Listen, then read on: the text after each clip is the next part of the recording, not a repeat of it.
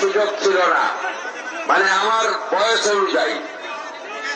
আজকে দ্বিতীয় স্বাধীনতা দেখছি, বিশেষ করে দক্ষিণ 24 পরগনার এই ডায়মন্ড হারবার এলাকায়, তাই একটু বিলম্ব হয়েছে।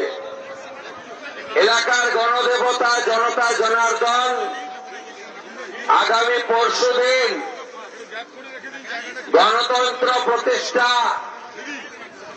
দীর্ঘ 10 বছর পরে ভোটাধিকার ফিরে পাওয়ার এবং একটি বড় আশা স্বপ্ন নিয়ে আপনারা বুথ কেন্দ্রে যাবেন। হরে কৃষ্ণ মন্ত্র, জয় শ্রীরামের ধ্বনি, হর হর মহাদেব, রাধে রাধে, জয় হরি বল, গঙ্গা মাতা কি জয়, গো মাতা কি জয়, ভারত মাতা কি জয়, সাথে বন্দে মাতারাম। আপনারা সবাই আমার ভাই অ্যাডভোকেট দেবাংশু পণ্ডাকে জিতিয়ে বিধানসভায় আমার কাছে পাঠিয়ে দেবেন। আর আপনাদের ভালো রাখার দায়িত্বটা বিধায়কের সাথে রাজ্যের মুখ্যমন্ত্রীও নিয়ে গেল। সবাই ভালো থাকবেন। এখানে বক্তৃতা যদি লম্বা করি তাহলে 5টার মধ্যে শেষ করতে পারবো না। রাষ্ট্রবাদীরা সবাই রাস্তায়, গোটা ফলতা, উৎসবের পরিবেশ, কি বলবো, হোলি, দোল পূর্ণিমা, দেওয়ালি, কি নাম এখানকার, কি নাম, কবে হয়েছে নাম? আপনারা ভালো থাকবেন, আপনারা ভালো থাকবেন। বিধায়কের কাছ থেকে জিজ্ঞেস করব যে কোথা থেকে কি নাম তৈরি হয়েছে, ইতিহাস কি জানা দরকার। ইতিহাস বদলানো যাবে না। समझदार का तो इशाराई काफी है ना। ভালো থাকবেন। আপনারা অনেক লড়েছেন, মার খেয়েছেন, কতদিন ভোট দিতে যায়নি। এই ভাইপোর সকল সেলফ ডিক্লেয়ার পুষ্পা কতদিন ভোট দিতে যায়নি? 15। হ্যাঁ, লাস্ট কবে ভোট দিয়েছিলেন মনে নেই? আরে তোমার তো সুযোগই হয়নি। তোমার যখন নাম উঠেছে তখন থেকে তুমি ভোট দিতে পারো না। আপনারা নিশ্চয়ই অনেকদিন ভোট দেননি। ওই 11তে ভোট দিয়েছিলেন না? কি ছিল? তন্ময় ঘোষ নাকি নাম? কমলেশ ঘোষ। ওই 11তে শেষ ভোট দিয়েছিলেন, তারপর থেকে আর ভোট দেন। লাস্ট 10 বছর তো প্রশ্নই নেই, তাই তো? যাই হোক, আপনারা এবারে ভোট দেবেন, উৎসবের পরিবেশে ভোট দেবেন।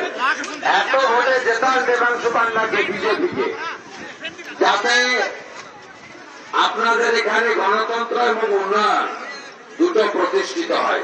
সবাই ভালো থাকবেন। আমি প্রস্থান করছি। আমার সঙ্গে রাজ্যের জিএস সাংসদ জ্যোতির্ময় সিং মাহাতো, একজন বিধায়ক, তারা এখানে কাজ করছেন।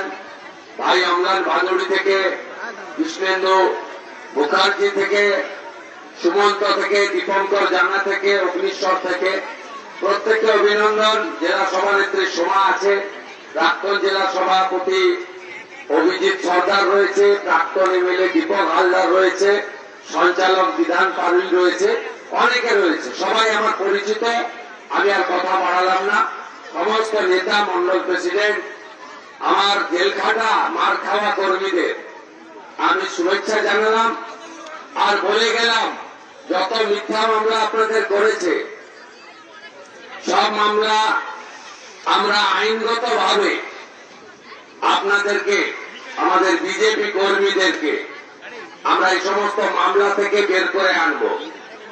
আর যারা গত পোস্টাল ভায়োলেন্সে খুন হয়েছেন, শহীদ হয়েছেন, তাদের প্রত্যেকের পরিবারকে আমরা চাকরি দিচ্ছি এবং সাথে সাথে তালিকা করবে দেবাংশু জেতার পরে যতজনকে জেল খাটিয়েছে আমি তালিকা তৈরি করার জন্য ডায়মন্ড হারবারের দায়িত্ব দীপক হালদারকে, এখানে তো দেবাংশু এমএলএ হবে, তিনি করবেন। আমাদের বিষ্ণুপুরের অভিজিৎ সরকার করবেন, আমাদের সাতগেছিয়ার এমএলএ অগ্নিশ্বর নস্কর করবেন, আমাদের বজবজের প্রার্থী এখানে আছেন, বয়স্তলাও আছে, আপনার সব মগরাহাটও আছে। ভীষণ অত্যাচার করেছে, যত আপনাদেরকে জেল খাটিয়েছে আমি সব দেখে নেব, কোনটা ছাড়া হবে না। সবটা সাথ সবটা বিকাশ হবে, আর সবার হিসাবও হবে, তাই তো? তাই তো? সবাই ভালো থাকবেন। কত নম্বরে ভোট দেবেন? কোথায় ভোট দেবেন? কবে ভোট দেবেন? কখন ভোট দেবেন? আগে ভোটদান, পরে জলপান। কত মার্জিন করবেন? কত মার্জিন করবেন বলুন? কত মার্জিন করবেন? আপনাদের বুথগুলোতে শূন্য হবে তো? ওরা একদম শূন্য তো? একদম শূন্য করুন। আর কোন ইনসিডেন্ট, মারপিট এসব আমাদের শেখায় না ভারতীয় সংস্কৃতি, বিজেপির সংস্কৃতিতে নেই। কোন ছবি যেন না আসে, মানে ঘটনা যেন না ঘটে। এমনি মানুষ ভালোবেসে দুহাত উজাড় করে ভোট দিয়ে দিবে পদ্ম ফুলে। ভালোবাসা দিয়ে জিতে নিন সবাইকে। আর ফলতার জন্য মুখ্যমন্ত্রীর স্পেশাল প্যাকেজ আগামী বাজেটে থাকবে।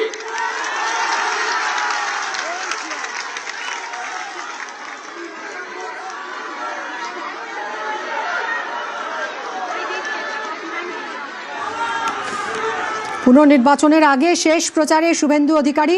শনিবারের পর আজ ফের ফলতায় মুখ্যমন্ত্রী শুভেন্দু অধিকারী। দুহাত খুলে ভোট দেওয়ার আহ্বান জানালেন তিনি। একই সঙ্গে বললেন, ফলতায় দীর্ঘদিন মানুষ অত্যাচারিত হয়েছে। 2011 সালে শেষবারের জন্য ভোট দিয়েছিলেন, তারপর থেকে আর ভোট দিতে পারেননি। এবার যাতে প্রত্যেকে এগিয়ে আসেন, নির্ভয়ে ভোট দেন, সেই আহ্বান জানালেন শুভেন্দু অধিকারী। দিনভর আজ কর্মসূচি রয়েছে তার ফলতায়। এবং 21শে ভোট পরবর্তী অশান্তির টার্গেট হয়েছিলেন যে পদ্মকর্মীরা, তাদের বাড়িতেও আজ যাবেন শুভেন্দু অধিকারী। এই মুহূর্তে আপনারা দেখতে পাচ্ছেন ফুলে ফুলে ভরিয়ে দিচ্ছেন বিজেপি কর্মী সমর্থকরা শুভেন্দু অধিকারীকে।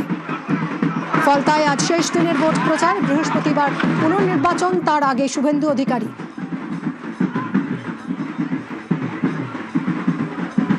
কার্যত 3 দিনের মধ্যেই ফের ফলতায় এলেন মুখ্যমন্ত্রী। 21 তারিখ বৃহস্পতিবার ফলতা কেন্দ্রের পুনর্নির্বাচন, বিজেপি প্রার্থীর সমর্থনে তারই প্রচারে ফের ফলতায় মুখ্যমন্ত্রী শুভেন্দু অধিকারী।